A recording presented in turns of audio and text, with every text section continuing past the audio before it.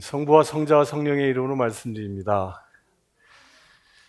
설교 전에 잠시 코멘트를 하나 하겠습니다. 제가 설교 위치를 바꿨습니다. 바꾼 이유는 남자는 일생 세 여자의 말을 잘 들으면 편안하다 그랬습니다. 첫 번째 여자가 장가들기 전까지는 어머니의 말을 잘 들어야 되고, 두 번째로는 운전할 때는 내비게이션 안내하는 여성의 말을 잘 들어야 되고, 세 번째는 장가간 이후에는 아내의 말을 잘 들어야 한다 했습니다. 근데 오늘 아침에 저희 아내와 둘이서 여기서 기도하는데 제 아내가 저한테 그랬습니다. 오늘부터는 설교대에서 좀 설교를 해보지요 라고 저에게 건의해서 아멘 하기로 했습니다. 오늘 설교의 제목은 의로운 자입니다. 의로운 자. 우리 서로 옆 사람들에게 인사합시다. 당신은 의로운 사람입니다. 시작. 네. 의로운 사람 되시길 축원합니다. 사랑하는 성도 여러분, 우리 인생의 목표는 천국에 들어가는 것입니다.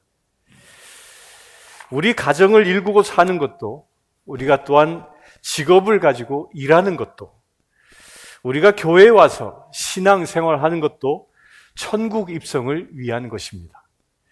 그런데 천국은 아무나 들어가는 것이 아닙니다. 오늘 본문에서 예수님은 어떤 사람이 되어야 천국에 들어갈 수 있는지를 20절에 말씀하고 계십니다.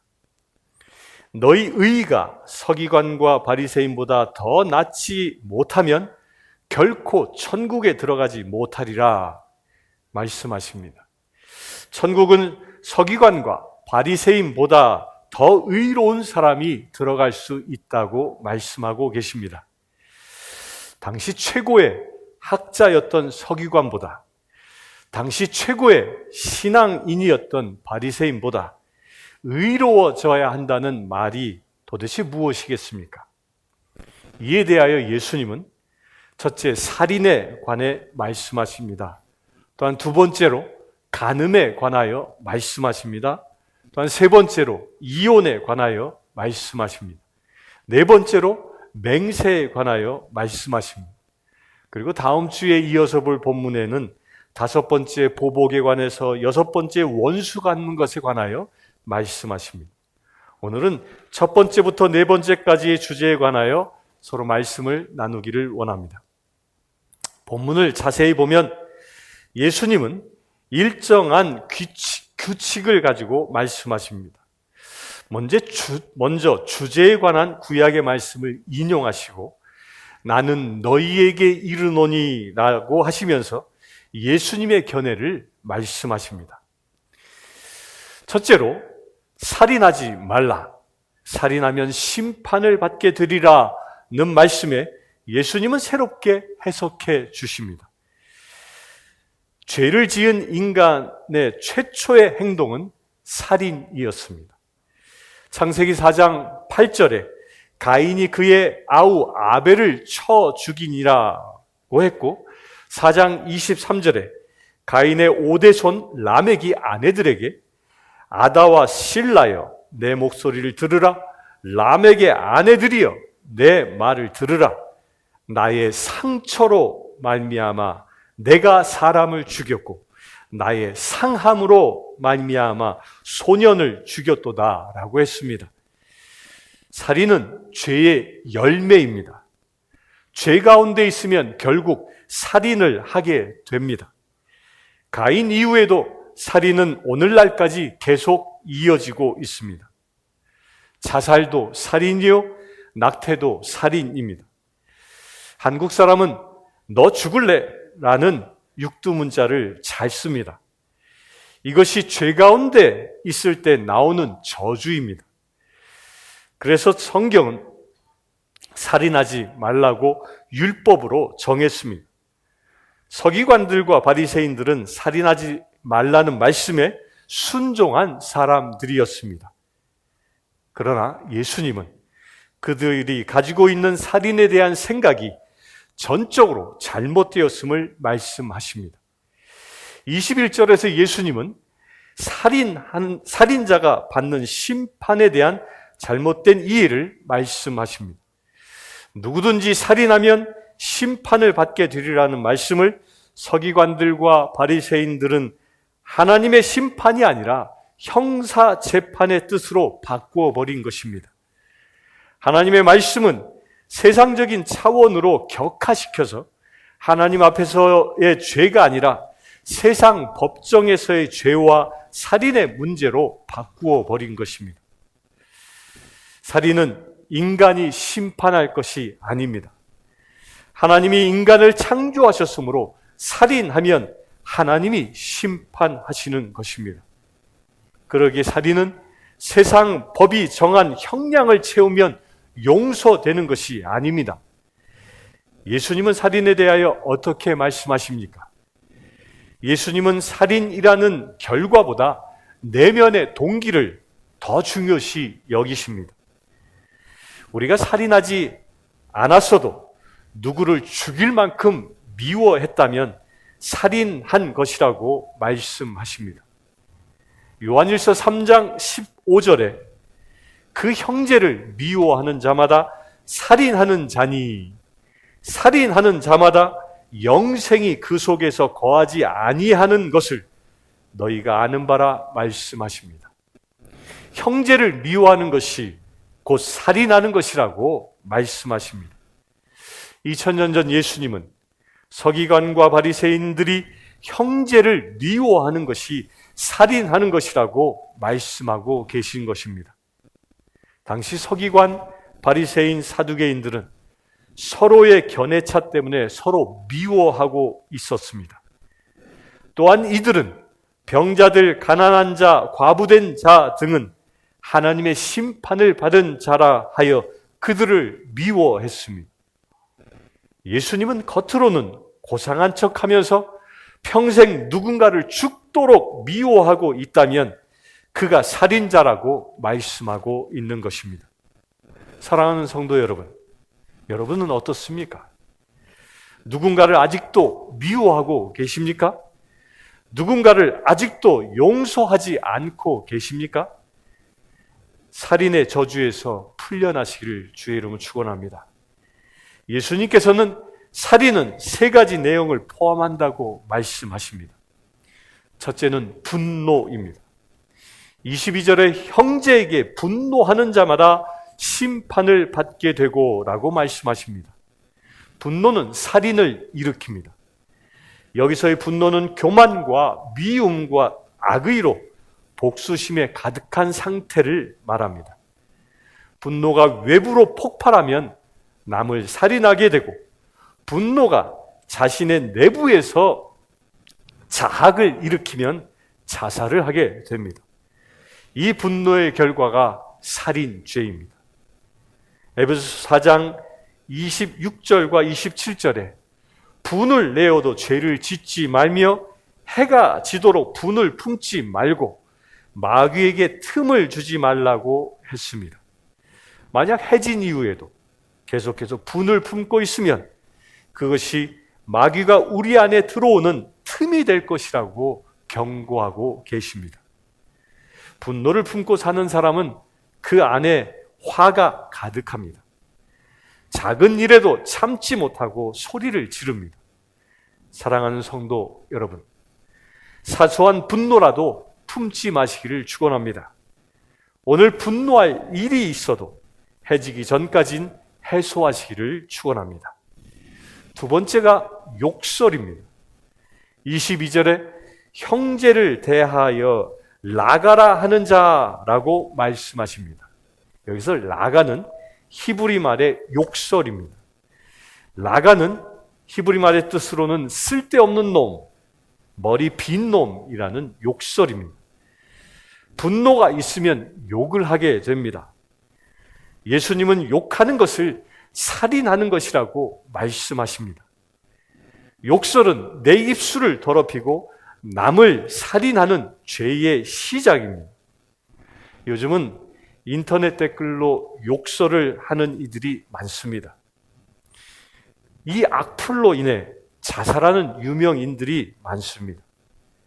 욕설이 살인죄에 해당한다는 한 증거입니다. 욕설을 하면 공회에 잡혀간다는 말씀은 심판대 앞에 선다는 것입니다. 욕설은 하나님의 심판대에서의 정죄받을 중대한 죄목임을 말씀하고 있는 것입니다.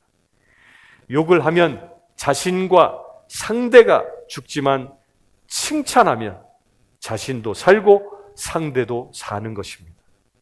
세 번째로 저주하는 자입니다.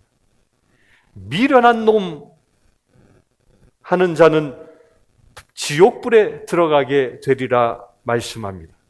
나의 형제에게 미련한 놈이라 저주하는 자가 갈 곳은 지옥불임을 분명히 말씀하십니다.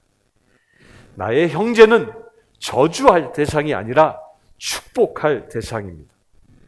로마서 12장 20절에 내 원수가 줄이거든 먹이고 목마르거든 마시게 하며 그리함으로 내가 숯불을 그 머리에 쌓아 놓으리라고 말씀하십니다. 원수가 줄이거든 먹을 것을 주라 말씀하십니다. 원수가 목마르거든 마시게 하라 말씀하십니다.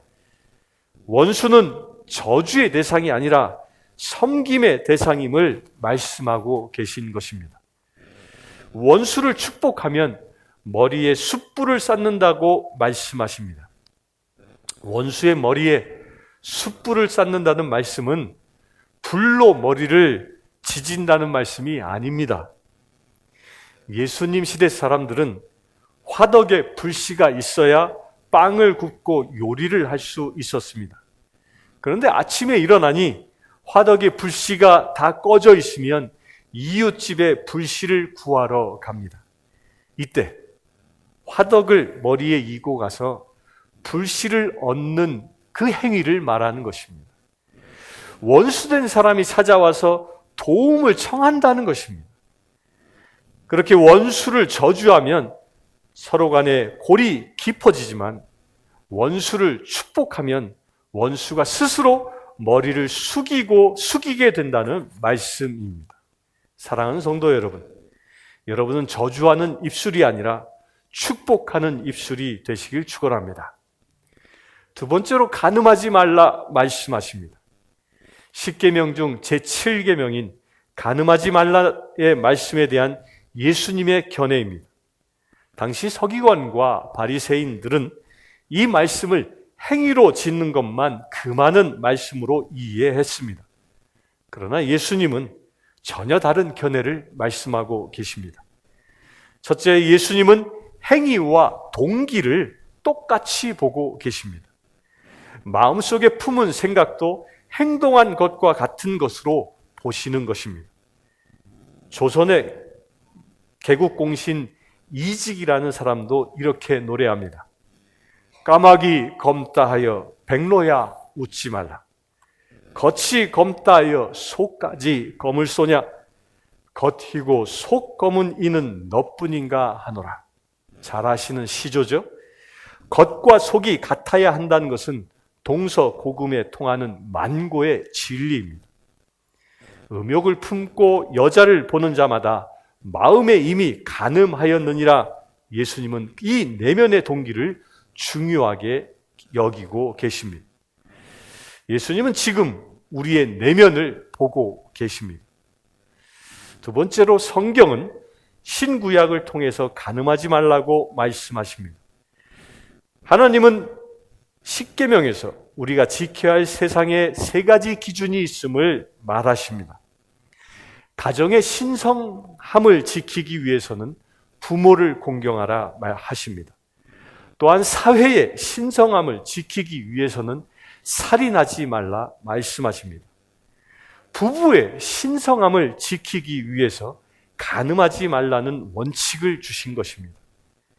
여기서 우리는 성욕과 음욕의 차이를 분명히 알아야 합니다. 하나님께서 부부간에 허락하신 성욕은 나쁜 것이 아닙니다. 마귀가 주는 음란한 음욕이 나쁜 것입니다. 하나님이 아담에게 하와를 짝 지어주시고 부부되게 하셨습니다. 따라서 정상적인 부부가 갖는 성적인 즐거움은 하나님의 축복입니다. 그러나 간음이란 불의하고 잘못된 성적 욕구를 충족시키는 것입니다. 비정상적인 관계에서 일어나는 성적인 타락은 영혼을 파괴하고 가정을 파괴하여 사회를 파괴하는 무서운 핵폭탄과 같은 것입니다. 사랑하는 성도 여러분, 성적인 타락은 인간 사회를 파괴하지만 정결한 삶은 인간 사회를 아름답게 합니다. 미국은 청교도들에 의해서 세워진 나라입니다. 이 청교도들의 가치가 바로 정결이었습니다. 신앙적인 정결, 개인 삶의 정결이었습니다. 그래서 이들은 정결함이 능력이다고 말했습니다.